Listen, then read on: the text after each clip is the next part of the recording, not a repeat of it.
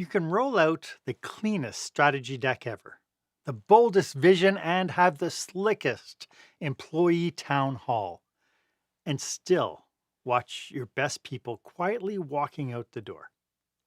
Because here's the uncomfortable truth: when organizations go through change, people don't pause their lives to try to keep up. And that's what we're talking about today on Marc Haine Live.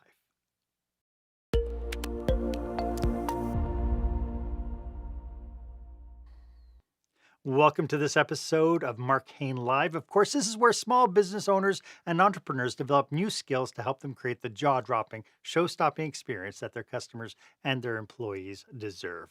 I am your host, customer and employee experience strategist, Marc Haine, and I'm really thrilled that you're here with me today because my guest today is Leann Rose Crook. And today we are unpacking the hidden cost of change.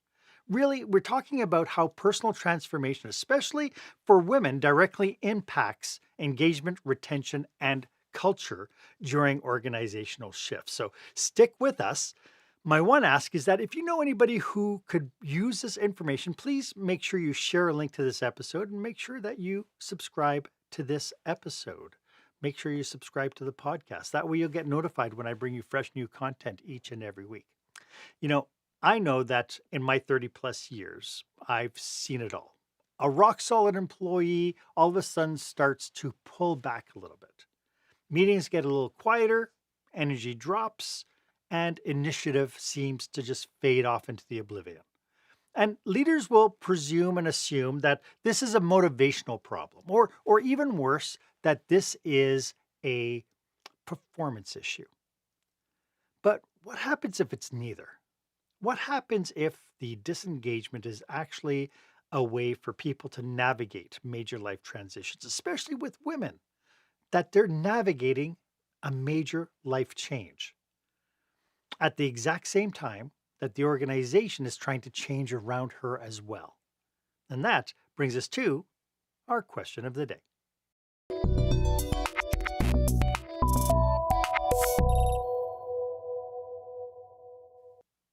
So, have you ever lost a high performing employee and only realized afterwards that there were other things going on in their lives? That they themselves might have been going through a major personal transition and no one ever stopped to ask them about it? I'd love for you to share your comments, your questions about this. Why don't you go ahead and share this episode on your favorite social media platform, hashtag it experienced leadership, and be part of this conversation because I know that this is a conversation that is not typically on the forefront of our thought processes. But today, I'm happy to introduce my guest. My guest today is Leann Rose Crook. She is the founder of Lango Living, and she is an internationally certified coach. She is a Canadian registered safety professional, and she's got over 30 years in leadership, safety culture, and global corporate environments. Leann has worked across Canada. She's worked in the oil sands, and she's worked internationally, including in the Middle East. She bridges personal development with organizational performance long before it was a trendy thing to do. Her work is grounded in lived experience, deep coaching practice, and a powerful truth many companies miss. When you support transformation from within, you don't just retain your people, you unlock loyalty, innovation, and profit. Leann Rose, welcome to the show. It's so nice to have you. Thank you, Mark. I'm so glad to be here with you and your audience. So let's start off maybe digging a little bit deeper into who your clients are and how do you serve them? Yeah, absolutely. Primarily women. We're focusing on women. And how do we serve them? I have gone through 8 major life altering transformations. Mhm. And through that, I have found 6 steps that helped me to be able to go quicker, easier, and with less pain through those transformations. Mhm. So now in my retirement job, I am providing that service to women to be able to move through life change faster, easier, and with less pain. I love that. So why is it that personal transition often go unnoticed at work? Gosh, man, I can think of so many examples, even just with myself. Mhm. But when you think about it, we're at work, and you're focused on the job, the elements that we are there to provide the company. We've got goals and mandates and projects, and that there's a fine line in between what we're doing at work and our home life. And it's kind of an interesting little line. We don't want to bring our work home with us, and we don't want to bring our home life to work. So we've all so often created that little line that doesn't want to bridge. Yeah, and a lot of times we're told not to bridge it as well, right? We're told, leave your personal problems at home. When you come in through the door, you're in work mode and leave everything out, which of course is not a realistic expectation because we're human beings living a human life. Absolutely. And you wonder, like, if you were going to bridge that gap, Mhm. who's going to do it? HR? They don't want to do that. The manager? That's it depends on relationships, but that's a touchy one. Yes. Who's going to do it? So when it comes down to this idea of changes are happening. We see, leaders will often misinterpret disengagement as a lack of commitment or a lack of motivation and so on. Um, what what should leaders be aware of when it comes down to all of a sudden they're seeing their good performers not performing up to their past standards? Great question. And the answer should be simple, which is have a conversation. But they have to notice it first. Like, they have to notice that there's something wrong, and so I think what happens a lot of times is people are like, "Oh, no, Leanne's she's such a good performer. I know that this is just a one-off. I'm sure she'll be back to whatever's ailing her, she'll be back to it no time soon." And it's almost like if we ignore the problem, it might just go away.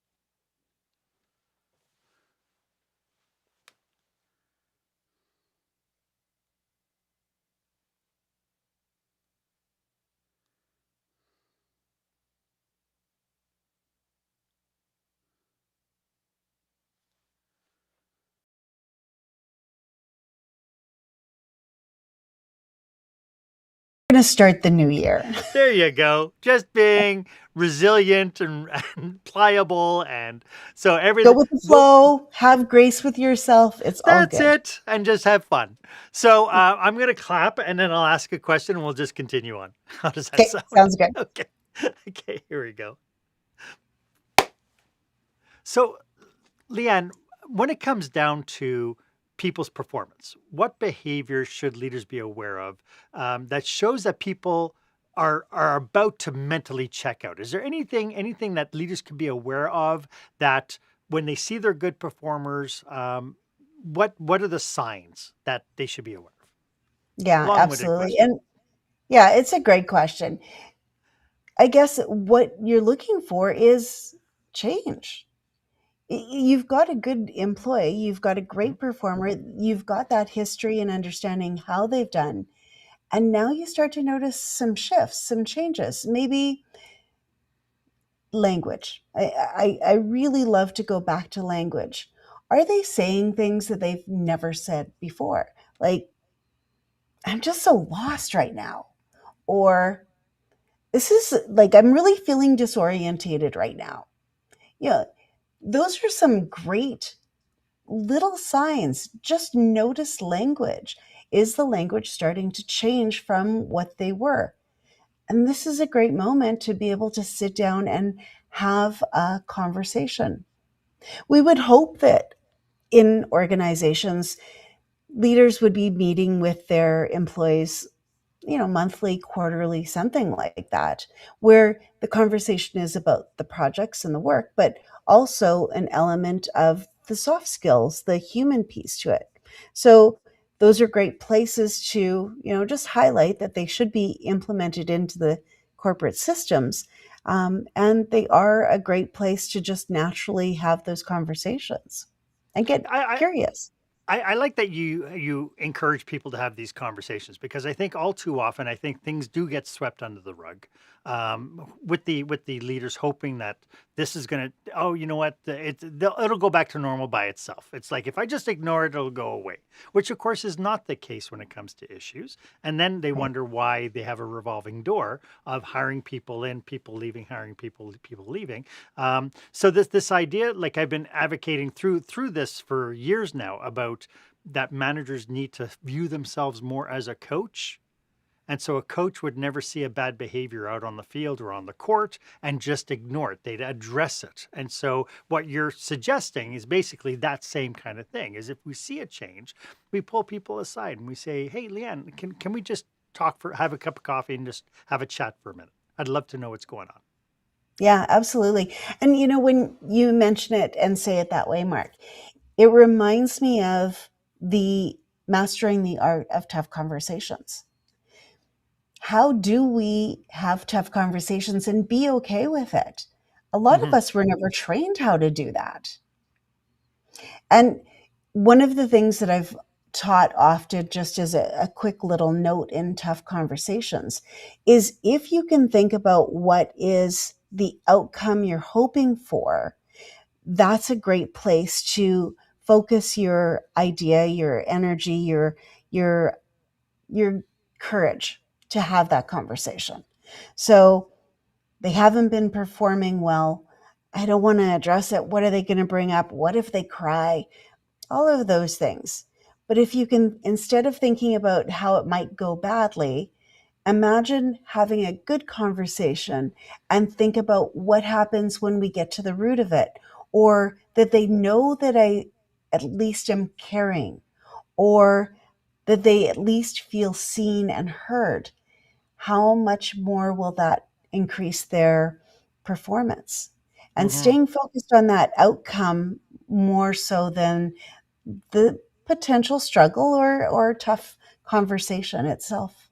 Yeah, it's really interesting. As you were saying that, I was thinking back to many different kinds of conversations I've personally had, but then conversations I've had with leaders who, when it comes down to dealing with their female counterparts or their female colleagues, aren't well equipped to start it feels uncomfortable. Sometimes it's like I don't want to come across icky if I start asking these questions. Of course, I don't want to put my employees in difficult situations. What counsel would you give these kinds of leaders? Absolutely. And great question. First of all, tools are great to have. And certainly the program that I've developed is a tool that can be used for the organizations that if you're not fully equipped to be able to handle the details. And I really don't know if we're supposed to be handling the details. We're there for a business, for leadership, to get into the minutia of what's really happening for her, as an example. That's not really, that's that fine line that we were talking about between corporate and personal. Hmm. To be able to have a tool as a corporation and say, here you go, here's something that we feel is a great opportunity for you personally, because we care, because we see you, Hmm. because we understand you too are going through something outside of what we have here in the corporation. And so that's a great thing to have, is some tools. And I some love. wellness programs are great, but sometimes they just don't quite get to those little finer details that the managers could really use for the employees. Well, and I kind of like that because, to your point, we're not trained on doing this. And so by being able to reach out to and have, programs where we have mental health, mental wellness programs, I mean, a lot of our benefit packages have, counseling services and therapy services and that sort of thing included in the package. But so part of what I'm thinking is that the very first step in trying to solve all this is that we have to, as leaders, we have to understand what resources are available to us that we're able to help leverage to help our employees. Absolutely. Yeah. Yeah. And and making sure that we hold ourselves as leaders accountable for those conversations. Hmm. I love that. You mentioned your 6 step process. I'd love to get into that to uncover how we leaders can turn the tide on this situation because I know it's happening and we're not talking about it. And so we'll get to that right after this. When the spotlight shines on your business, are customers applauding or yawning? In other words, how is your business performing?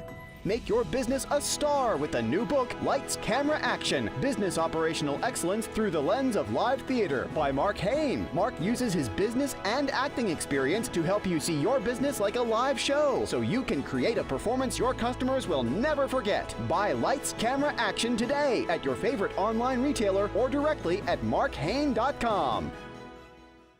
Welcome back. I am speaking with Leann Rose Crook, and we're talking about how to shift through all the different changes. We have changes in personal lives within our staff. The organizations are constantly on this route of constant change. So, Leann Rose, you mentioned how language matters during times of uncertainty, and I think that being transparent, letting people know when workplaces are going to shift, when things are going to happen. I mean, nobody likes to be blindsided, but a lot of the personal issues that we face, employees getting divorced, or all of a sudden, can't make their mortgage anymore, or they're under debt loads and they have, parents who are ailing or dying and all that. Like, there's so many different things that we have to be aware of. And so, could we talk specifically about, you mentioned language mattering and some of the verbiage that you use, but how can we make the language intentional enough so it makes a difference during these times of uncertainty? I love that you're asking that question, Mark.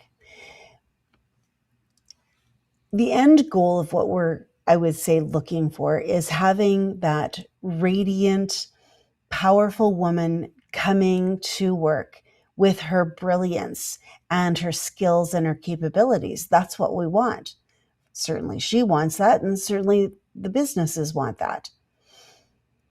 But when you've got these issues, like you've mentioned a number of them: divorces, aging parents, menopause was another one where we could be experiencing so much. Women can feel stuck, quietly grieving, lost, disorientated in their own personal life. And they don't necessarily will be going out talking about that. They may be wondering to themselves, who am I without my husband now that we're divorced? I'm tired of holding it all together. Um, Time is slipping away, and I'm not getting where I need to go. These things are rolling around inside of them. With the program that I've developed, women are able to rebuild their identity. They are able to reclaim that power that they once had. Some of them reclaim power that they've never had, and then take ownership on what they want in their lives. So let's can we talk a little bit about the 6 steps? Because I think ultimately leaders understanding what they can do, I think becomes helpful, but also for the people who might be saying, my life just feels wrong today, and being able to shake themselves out of it. So could we talk a little bit about that? Yeah, absolutely.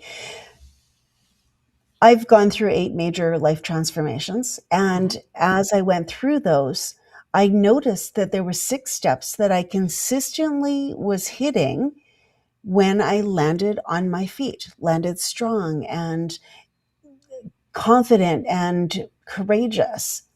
And so I really went in and dug into exactly what I was doing to be able to do that. Would you like to hear the 6 steps? Yes, please. Okay.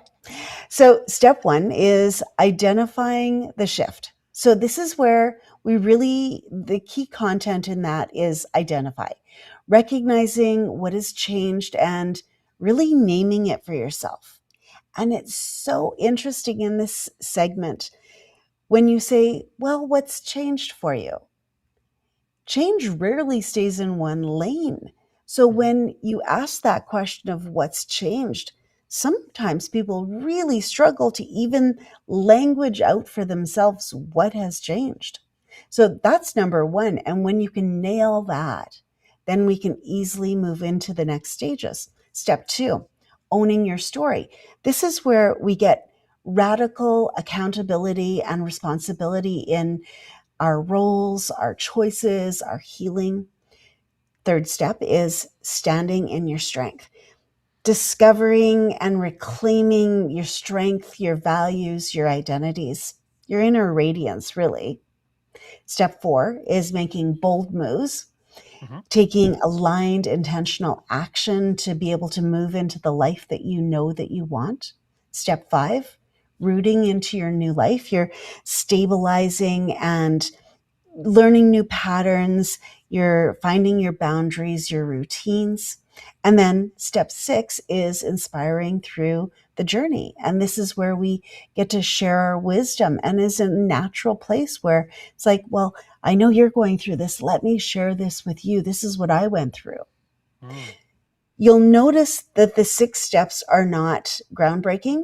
They're not new, but what they are is a system that, when working together, is consistent, it is duplicatable, whether you're going through divorce, whether you're going through a corporate transition, whether you're going through health issues, menopause, they work consistently. It's a great, consistent scale to be able to use again and again, men, women, corporations. Mhm. Yeah, I get a sense. So you said when we work together. So I get a sense that this is not something that people are able to do by themselves. Is that a fair assessment? I think that to learn it, they need the system. They need a So guide. they need the guide. They need to know how to do it. Mhm. My dream in this organization is to be able to train people on the system so that mothers in the future can teach their children. Right. Friends can teach friends over coffee, that we create that culture that we just know how to do this. That Mhm. this simple stuff that I just mentioned, I don't know, is maybe in grade 1, that we learn it just naturally and organically, and that we don't have to go through change with the idea that it's hard and that it takes a lot of time and that we need to suffer. We really Right. don't. Yeah. So for the people tuning in who this is resonating with, how can they get in touch with you? Absolutely. So langoliving.com is Okay. the website. All the information is there. And yeah, I would love to even offer any corporations that are going through a corporate change and is trying to understand how to intersect their corporate changes with the employees' changes.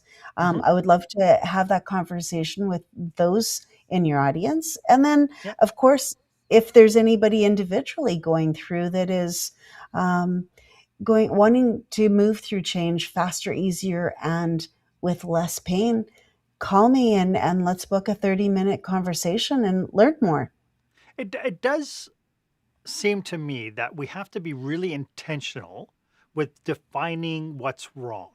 Because I think all too often, I think we just get into our kind of heads and stuff, and it's like, oh, what's wrong with me? What's wrong with me? I suck. I'm so terrible. It's all I suck. Now I have to go to work.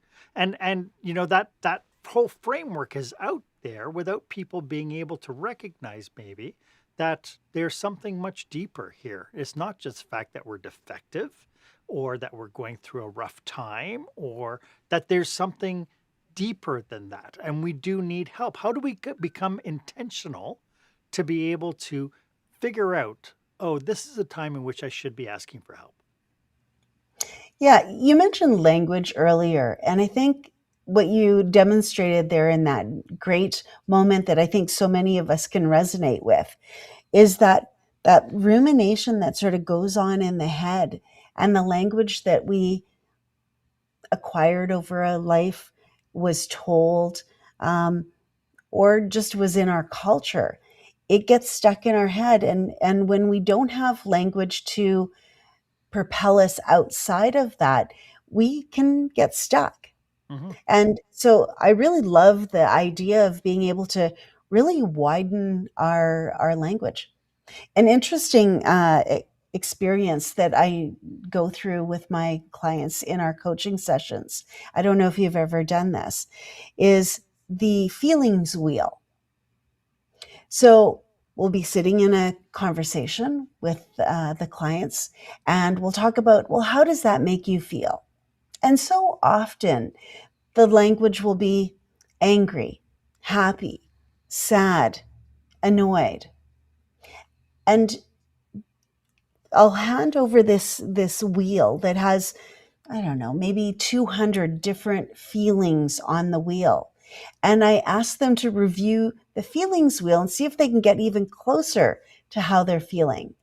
And it's so amazing to watch people go, well, yes, I'm annoyed, and I'm uh, feeling aggressive, and I'm shocked.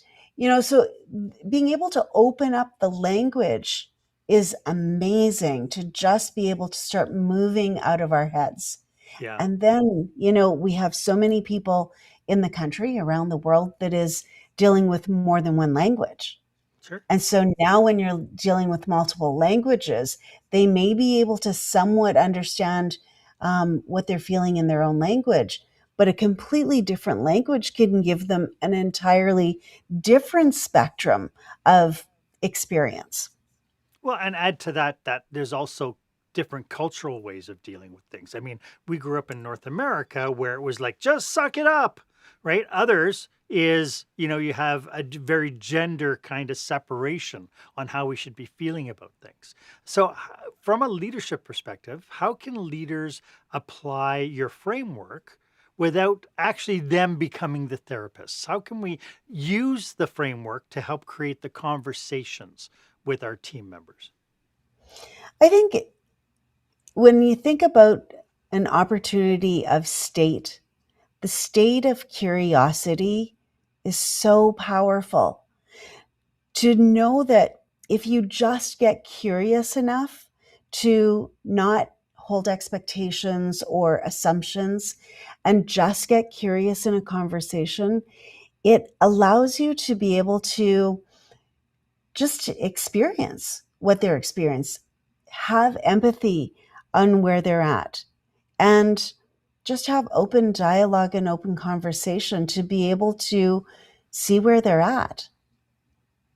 Uh, I remember Again, when I was in Iraq, it was so interesting. I led a group of women, and developed a system for leading women in Iraq. And I remember one day I sat down at the table with these women, and we're just getting started on this program. And someone had tried to get the program set up at first. And what they had done is said, okay, as international leaders, women need this, this, and this. And ultimately, the system failed. So when I came on board, I thought, let's start from scratch and get curious. right. I sat down at a table with 7 women, and I just got curious. I imagined I know nothing, and I just didn't assume anything.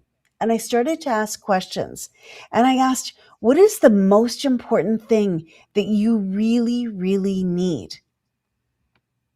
And they said they wanted to drive. And they asked me if I would teach them how to drive a Wow. car.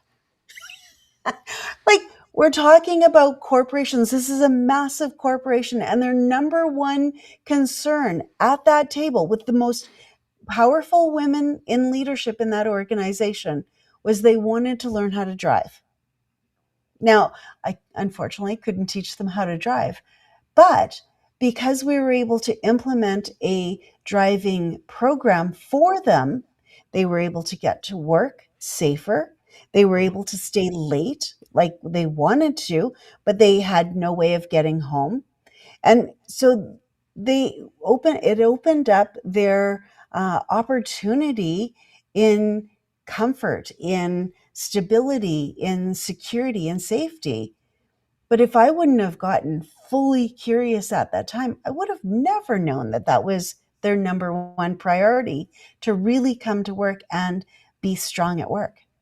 I love that you used curiosity as the anchor for that, because without that curiosity, we have to fall on assumptions. And so the first group, when they said this is what the women want, was all based on assumptions. It was probably some guy in, in an office someplace saying, "We want the women to do this, this, and this. Make it happen." And then when you're actually sitting down with the quote unquote stakeholders, you come up, when you're leading with curiosity, you come up with something that's and it just seems so basic, doesn't it? It's just It such a does. big, and a lot of that happens in my experience. I've seen the exact same thing happen where I thought, oh my God, we got this big problem. It must be a huge, huge problem.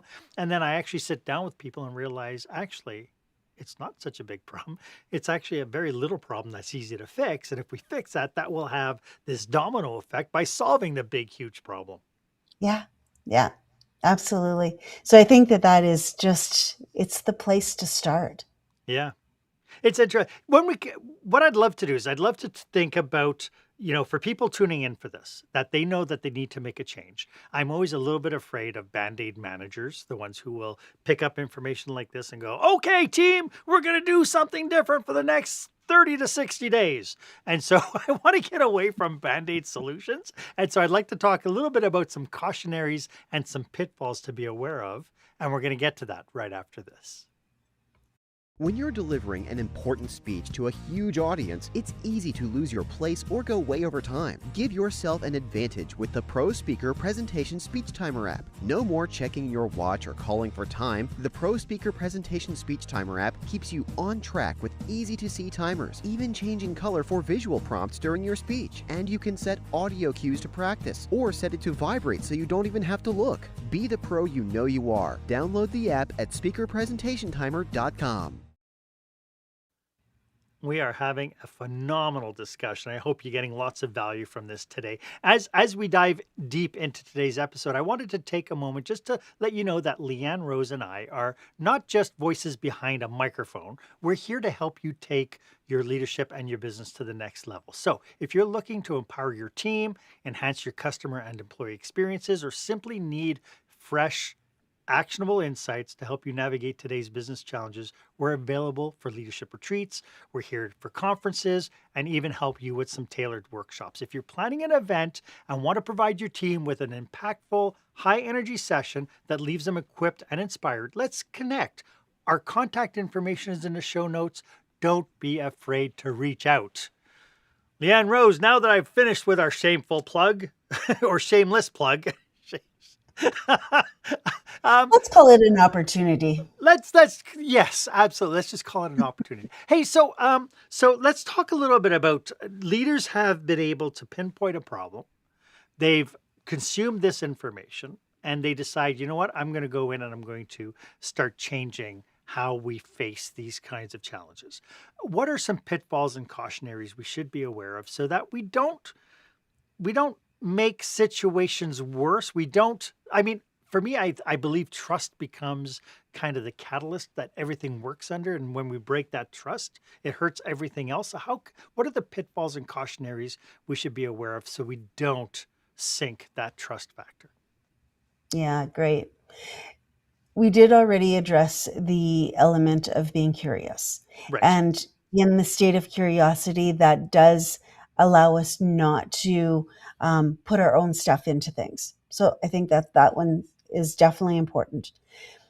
The other thing I think is important is the fact that all of the management of change is not only the responsibility of the leadership team. Accountability and responsibility is really everyone's job. So, being the leader, fair enough, you've got accountabilities and responsibilities in communicating and connecting. But also, the employees have a responsibility and accountability to themselves and to their role as well. So, I think it's important for us to realize it's not all on the leaders' shoulders to manage their way through change. And so, having said that, though, what is their responsibility? Because again, I find that an awful lot of business organizations will see behavioral change and they'll just ignore it. And I'm a big fan of what gets recognized and rewarded gets repeated. So when we have good behavior and we recognize and reward it, that good behavior is going to repeat itself. When we see behavior that's not up to par and we don't say anything, it not Mm, only is not going to get better, but it's actually going to evolve worse because at some point people are going to say, well, it happened and nobody said anything. So I guess they don't care. This happened to right. me and I guess they don't care about me. Right. And Yeah. so it'll always evolve Unseen, and get unheard. worse. So how do we shake ourselves out of this and become a little bit more intentional? I think having a system where it is our duty, we put in our own duty to have those conversations. Taking your leadership role seriously. Leadership is not just about a title. Leadership is about leading other humans. Hmm. And so being responsible enough to set those boundaries where that once a month, once every quarter, once a week, I have a conversation. I've seen great leaders that put it on their books that they do a walkthrough every week.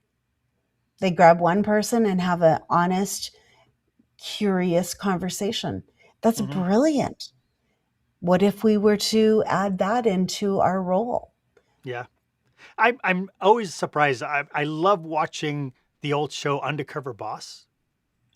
And I'm always blown away by the epiphanies that these owners have when they actually get to sit down with people within their organizations and actually get curious with people. Like every single episode, it's like, oh, I didn't know I had such brilliance. I didn't know I had these people who are going through all these challenges. I didn't, right? And it's like, well, how Right? would you ever know unless you make a habit of doing this? Right? That's right. Yeah, absolutely. It is. And that goes in that identity. When you say that, I think about the our identity. I'm the owner, I'm the boss, I'm the leader, I'm the director. What Mhm. if you just removed that identity from yourself for a moment and stepped in a different identity as the janitor, as the copy boy, as the coordinator? What does that look like? Yeah, Yeah, so many amazing opportunities and knowledge comes to us when we see things in a different perspective. I love that. This has been such a great discussion, Leanne. As we wrap up, do you have any last thoughts about what we've been talking about today? Is there anything, any kind of head on the nail that you think we need to finish off with to get this message heard and understood? Yeah, absolutely. I think standing in your curiosity is going to bring those radiant, powerful women back to the positions that they belong in. And you Hmm. have all the power and all the capability to help lead them to their greatness and to the corporate strength. Yeah, So it's there for the taking. We just need to implement human to human contact again. I love that. Leanne, could you remind everybody one more time how they can get a hold of you? Absolutely, Mark. Thank you. Langoliving.com. You'll find everything you need there. Excellent. And the link is in the show notes. So don't be afraid to check it out. Leann Rose, thank you so much. I want to thank you for sharing your passion, your expertise with us today. It's been brilliant. Just having the conversation about things we don't have a conversation about, I think is so valuable. So thank you for doing this with us today. Well, thank you for doing this for your audience and for everyone out there. You're doing amazing work, and it's been such a pleasure, Mark. Thank you. I loved hanging out with you. Thank you so much. Hey, and You why too. don't you let me know if this was of value to you? As always, my offer stands. If you would like 30 minutes of my time to brainstorm your business with you and your team, feel free to book yourself on my online calendar. The link is in the show notes. It's the one that's marked meetwith.marchaine.com. It would be an honor for me to be of service to you. And if you need the help, feel free to connect with Leann Rose. Make sure that you tap into the experience and the expertise that I bring you each and every week. These people are resources to help your business thrive and grow. So while you're here, why don't you go ahead and leave a comment or review about this episode? I'd love to get your feedback. Was this of value to you? And of course, if you haven't done so yet, please make sure you subscribe to the podcast. That way you get notified each and every week when I bring you fresh new content and experts like Leann Rose to help build your business. Thank you so much for joining me today. My name is Marc Haine. I hope you stay safe, stay healthy, and I hope you dare to be the exception. Bye for now.